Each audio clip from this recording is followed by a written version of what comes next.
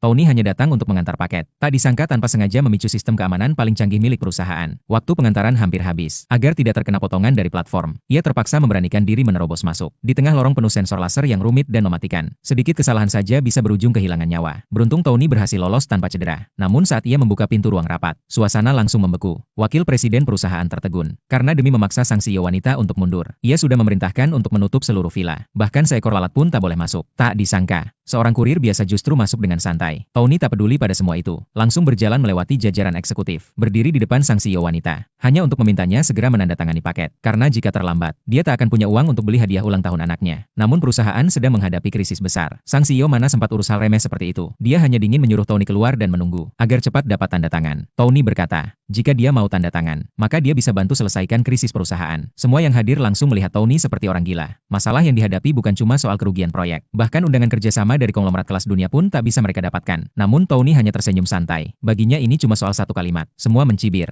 mengira dia sedang mengigau. Sang CEO yang tak punya pilihan, akhirnya memberinya waktu 10 detik untuk meyakinkan dirinya. Tony dengan cepat mengungkap bahwa investasi perusahaan sedang dijebak, menyarankan agar segera menarik dana, dan memindahkan investasi ke proyek lain. Jika bisa mendapat dukungan dari konglomerat top dunia, maka proyek itu bukan hanya bisa menyelamatkan perusahaan, tapi juga menghasilkan keuntungan tak terbayangkan. Sang CEO berpikir sejenak, lalu memutuskan untuk mencoba. Wakil presiden malah senang bukan main. Mengejek sang CEO sedang menggali kubur sendiri. Bahkan menyindir Tony, nanti saat dia jadi direktur utama, dia akan gaji Tony 6.000 per bulan jadi satpam. CEO pun akhirnya menandatangani paket Tony. Tony berhasil menghindari denda keterlambatan. Namun tak lama kemudian, Tony mendapat telepon dari rekan kerjanya di proyek bangunan, mengabarkan bahwa gajinya ditahan. Tony langsung meluncur ke sana. Sesampainya, ia melihat semua rekannya berlutut di tanah. Saat ingin menanyakan apa yang terjadi, ia melihat istrinya turun dari mobil mewah milik anak konglomerat. Tony langsung bertanya dengan marah. Istrinya malah melepas semua kedok. Dengan dingin ia mengaku sudah muak hidup dengan pria miskin, seorang kurir rendahan yang bahkan membuatnya jadi bahan tertawaan. Anak konglomerat itulah yang memberinya investasi 10 miliar dari konglomerat top dunia. Istrinya pun menyerahkan surat cerai yang sudah disiapkan. Tony yang sudah melihat wajah asli istrinya, tanpa ragu langsung menandatanganinya, sambil berkata, investasi 10 miliar dari konglomerat itu tidak akan pernah bisa dia dapatkan. Istrinya menertawakannya. Tak tahu bahwa dia sebentar lagi akan menyesal seumur hidup, karena pria yang selama ini jadi kurir adalah pemimpin dari konglomerat kelas dunia. Dulu karena kecelakaan menghancurkan tiang naga sejati, Tony terpaksa menyembunyikan identitas dan hidup sebagai kurir biasa. Ia menikahi wanita itu karena 6 tahun lalu saat tak sadar akibat meminum darah naga, ia bertemu dengannya dan memiliki seorang putri kecil yang manis. Sejak saat itu, ia selalu merasa berutang pada wanita itu. Namun kemarin, ia menemukan bahwa tiang naga sejati telah muncul kembali. Ia pun memutuskan untuk kembali ke dunia bisnis, merencanakan pesta ulang tahun mewah di Hotel Bintang 7 untuk putrinya, dan secara terbuka menyatakan jati dirinya. Ia bahkan sudah menyiapkan dana 10 miliar untuk diberikan pada istrinya sebagai kejutan. Namun tak disangka, kejutan itu justru jadi alasan sang istri mengkhianatinya. Di tempat lain, CEO wanita mendapat kabar baik dari sekretarisnya. Perusahaan tidak hanya lepas dari kerugian, tapi juga mendapat undangan kerja